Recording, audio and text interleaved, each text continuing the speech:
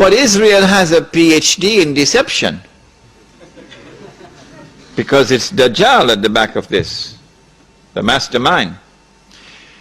And Israel would not want to wage a big war and appear to the world naked, clearly, as an aggressor.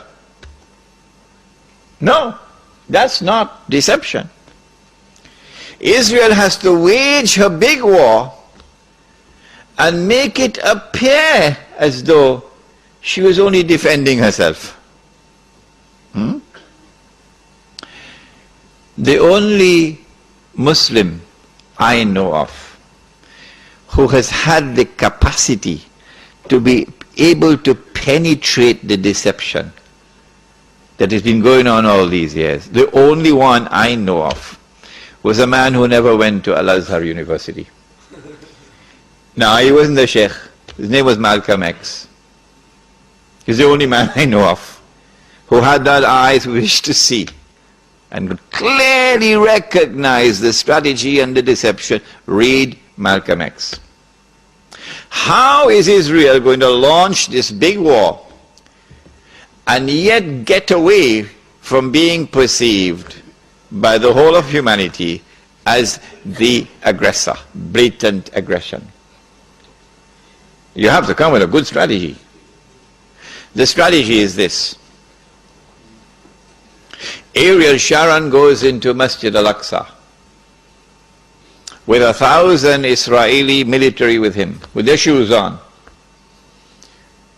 with the full knowledge that this calculated act of extreme provocation must have a response, a fiery response.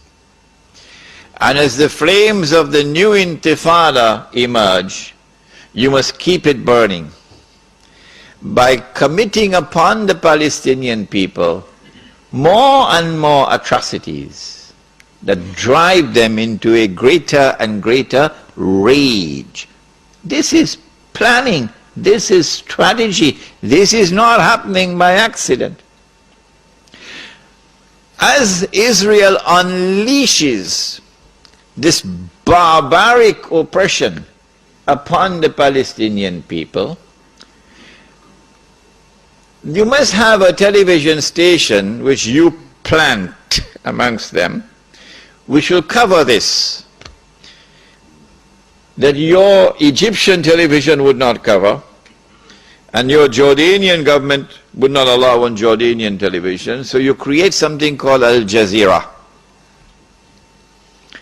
And the Arab masses believe Al Jazeera is their station. This is the only place in the world we can get authentic information, Al Jazeera. So Al Jazeera is now used to portray all the atrocities.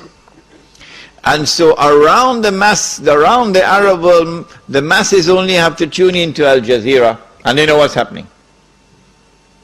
And so the Arab masses become more and more angry, more and more enraged. And guess who begins to tremble now? The governments which are pro-American.